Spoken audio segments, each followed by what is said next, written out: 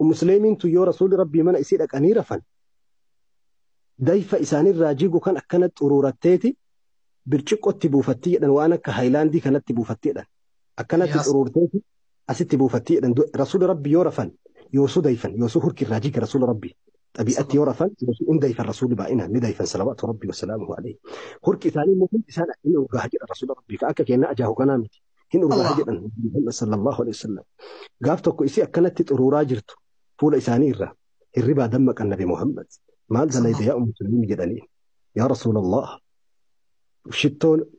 حنجا هركا كيتين أرجع هجتة ونجعله في إبنا حتى شتوت النكيس أقول أن جتة نياتك النكيس وفتك النكيس بركة اتبربا نجتة خيرا فعلتي ومقاريبه تقرب ربي صلى الله عليه وسلم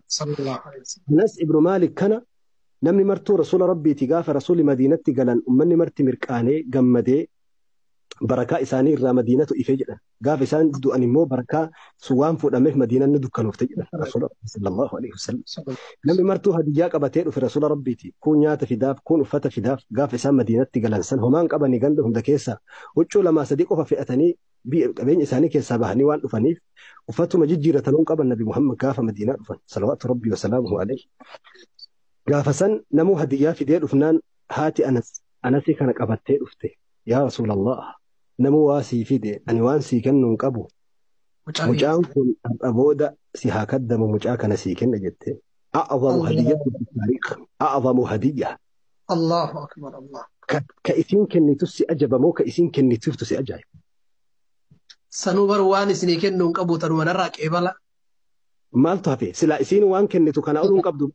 إسين سنو اتتفتيتي مجان كن زلالمي كنت تنجرت يوكين هنجن نجرو سيها كدم مجاك نسيكن جدت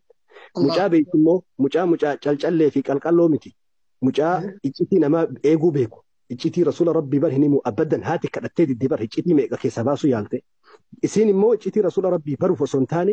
hagam mucaan kiyya jajjaba ta'uu baruuf isiin gaafa tokko rasuuli rabbii gaafa wahii ka'anii mana musliimii dhaqanii anasii kana wajjiin nyaata wahii qopheessitee kennitee fi salaatanii isiin duubaan dhaabbattee itti hidhattee anasii fi rasuul rabbii walitti hidhatanii salaatanii erga isaan salaata geessan booda yaa rasuulallah waydimuka anas saahiba kee tajaajilaa kee kaadima kee kana anasii kana du'aa'ii addaa wahii ta qophatti nama birootiin godhimmee naa godhiif jettee jennaan rasuuli rabbii allahumma waa afur kadhataniif jedhan rasuuli gaafsan allahumma kathir amwaalahu يا ربي قبين إسابائسي وأكثر أولاده إجول إسال له الدميسي وطول عمره عمري إسال لنا ديرسي وأدخله الجنة جنة لنا كنيف جد نبي محمد وعفو أنس بن مالك أفران وأرقد جد بر أكملت بيتا قبين يتاتو نمني بيا بصراتي أورو إرّا وقدت لمن ياتو أنا قفجد الله أكبر gaafa tokko oorruun isaa asheetaa fi timiraan ka beekamtu basraa keessatti abbaa qabeenya hatta sahiha bukaarii namni kitaaba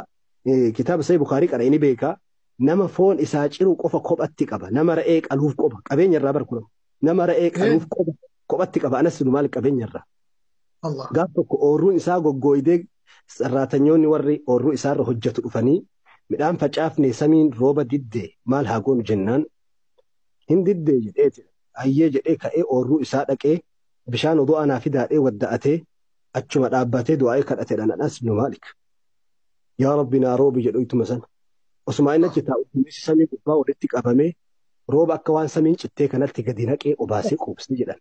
baala jalatti muka wayii jalatti jalaa baqatanii hojjettoota wajjin erga roobni caame booda mee koottaa jedheen hojjettoota ardii tana keessa deemaa laalaa roobni kun oorruu tiyya qofan roobimoo oorruu biroolee dhaqqabee naa laalaa jedhe hojjettoonni fiiganii daangarra wayita fiiganii laalan roobni fa subhaana rabbii oorruu anas ibn maalik qofatti roobe Allahu akbar qabeenyarra laal barakaa du'aa'ii rasuula rabbii lafa qorooree anas ibn maalik qofatti roobe rabbi Allah keessa qofatti rabbi sinii haa roobu wallah hunda keessa rabbi qabeenya ofii barakaa ofii qofatti sinii haa roobu hunda keessa amiin yaa rabbi amiin ijoolleen isaa gaafa حجاج ابن يوسف الثقفي السفاك نمني نم أجيسون بيك مسون مجرمة سيد المجرمين كعلماء ندونسون بيا بس راجلوا إجولين دقدة ياباتي قفت إجولين إبتكوف دقدمي سقل كبجد الله horteeti ya ijoollee 500 arge jedhee bar ijoolleeti yarraa baate osoo lubbuun jiru nama 500 arge jedha Anas ibnu Maalik. يا ربي إلمان إسان لي ربنا هدو ميسيساني بر Edu aysanii bar talammafaa tana kitaabul adhkaar ka jedhu keessatti imaamun nawawiin fidee gaafa dhukkubni xaa'uun dhibee daddarbaa akka koleeraati inni dhufu